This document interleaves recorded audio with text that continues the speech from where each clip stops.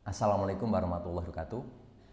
Jumpa lagi dengan channel Dr. Erincono dalam acara Bincang Sehat, yang mana pada kesempatan ini saya akan mencoba membahas satu topik yang berkaitan dengan osteoartritis, yaitu apa penyebab osteoartritis, sehingga apabila kita memahami apa penyebabnya maka kita bisa mencegahnya.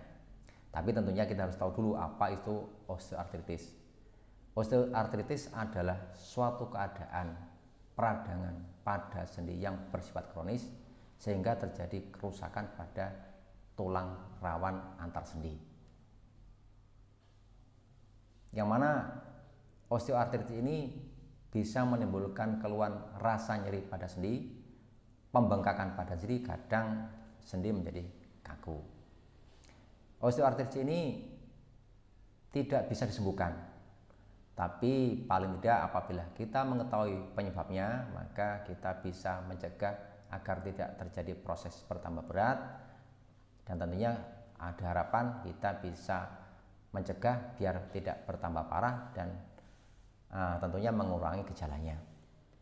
Untuk itu marilah kita bersama-sama mencoba membahas topik ini, apa kira-kira penyebab osteoartritis ini, sehingga kita bisa mengambil manfaatnya.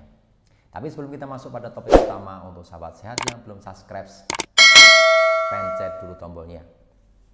Seperti sudah saya bilang tadi bahwa osteoartritis ini menimbulkan rasa nyeri pada sendi, rasa kaku, kadang menimbulkan rasa bengkak. Dan tentunya kondisi ini menyebabkan kita tidak bisa beraktivitas secara maksimal. Untuk itu marilah kita bersama-sama mencoba mempelajari apa penyebabnya. Yang pertama itu berkaitan dengan usia. Ketika kita masuk pada usia 40 tahun ke atas, maka kekerasan tulang itu berkurang. Dan tentunya dengan kekerasan berkurang, maka tulang itu dengan sendirinya seperti organ lain juga akan menurun ke kesehatannya, maka berpotensi terjadi kerusakan di sana.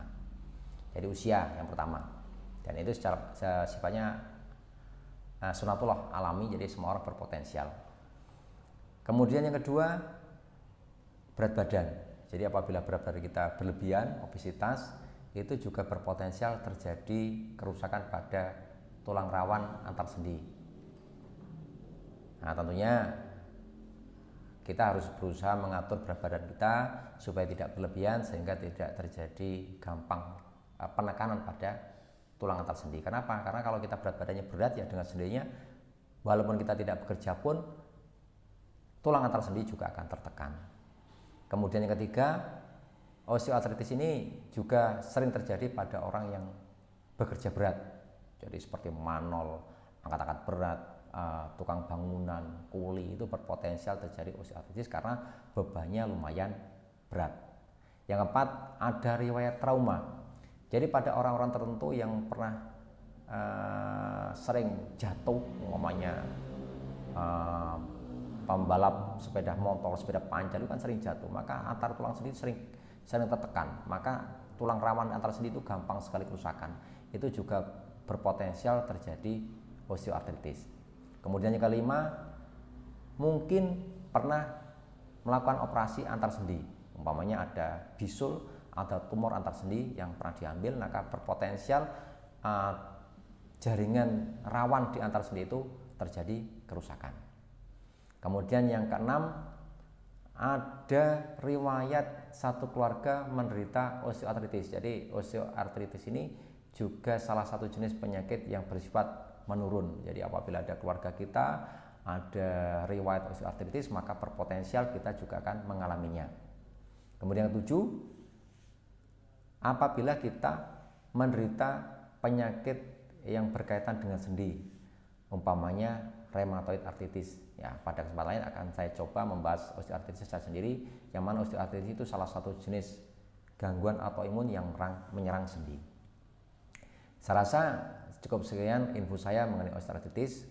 Pada pertemuan yang akan datang saya akan mencoba membahas bagaimana cara mencegahnya dan menanganinya. Salam sehat. Assalamualaikum warahmatullahi wabarakatuh.